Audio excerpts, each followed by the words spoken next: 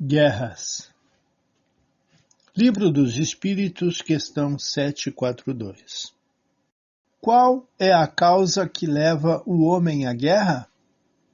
Predominância da natureza selvagem sobre a espiritual e satisfação das paixões.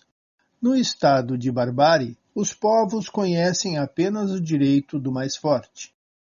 É por isso que a guerra é para eles um estado normal. À medida que o homem progride, ela se torna menos frequente, porque evita as suas causas. E quando é inevitável, sabe aliar à sua ação o sentimento de humanidade. No livro Após a Tempestade, de Joana de Ângeles, tipos de paixões que levam o homem a guerrear: a ambição, o egoísmo, orgulho, o uso da força, o saque, a conquista, a sujeição absoluta pelas armas ou disfarçada pelo poder econômico, a escravidão. Do livro Evolução para o Terceiro Milênio, Carlos Toledo Rizzini. O homem é um animal como os demais, mas também um ser racional que deve elevar-se acima da sua natureza, mediante a regulação dos instintos e conduzir-se de acordo com o ideal que é o bem, o amor e Deus. Essas duas condições ou tendências coexistem em todos os seres humanos, em evolução, misturada em proporções diferentes. Uma puxa para cima, a outra o empurra para baixo. O meio favorece a tendência inferior, e se ela for seguida, a regra única é o livre jogo dos instintos, ou impulsos, que são egocêntricos, destruidores por excelência. Aí, o controle pela razão é muito difícil.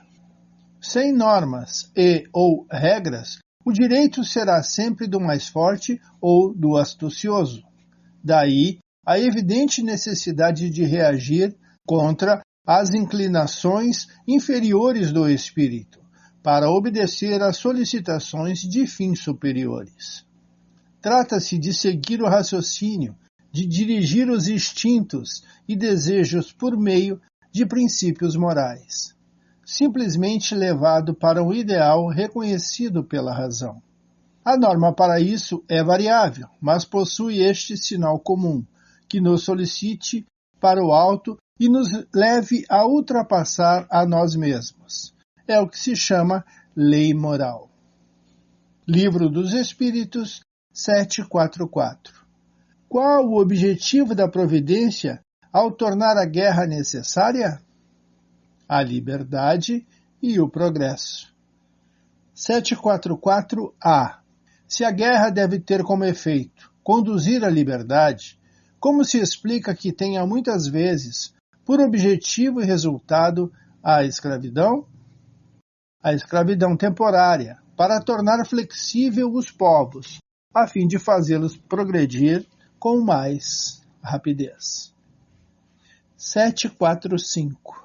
O que pensar daquele que provoca a guerra em seu proveito? Esse é o verdadeiro culpado e precisa de muitas reencarnações para expiar todas as mortes que causou, porque responderá por toda a morte que tenha causado para satisfazer a sua ambição. Voltamos ao livro Após a Tempestade, agora no capítulo 19. Dentre todas as calamidades que periodicamente assolam a humanidade, a guerra é a mais hedionda, pelas altas cargas de barbárie que revela. Como as leis de evolução e do progresso são imbatíveis, Deus se utiliza do estágio guerreiro em que o homem se demora a fim de encorajar-lhe os esforços que contribuirão ao desenvolvimento das comunidades e o ajudam a redimir-se dos desvios anteriores. No livro Emmanuel, com o mesmo nome, no capítulo 21.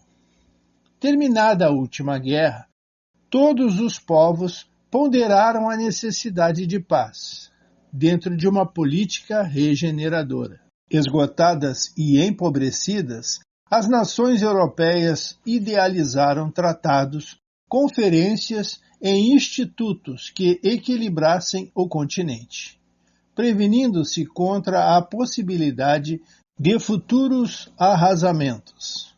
Alterou-se a carta geográfica do mundo europeu, repartindo-se colônias, criou-se uma literatura antibélica e iniciaram-se novas experiências políticas com a formação das repúblicas soviéticas.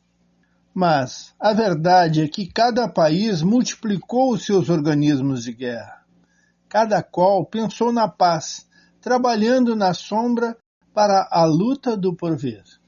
E depois de anos a fios de conversações diplomáticas e de citações de determinados artigos dos supostos estatutos da tranquilidade coletiva, caíram os sonhos de um desarmamento geral e diminuíram em eficácia os processos da Sociedade de Genebra.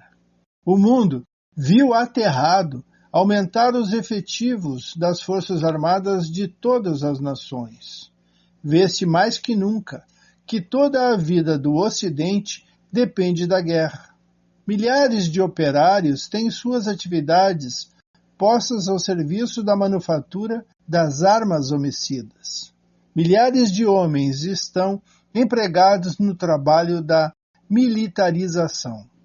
Milhares de criaturas se movimentam e ganham o pão cotidiano nas indústrias guerreiras. Apesar do muito que avançamos, ainda estamos primitivos. Vamos ficar por aqui, agradecidos e pedindo sempre: Jesus esteja conosco.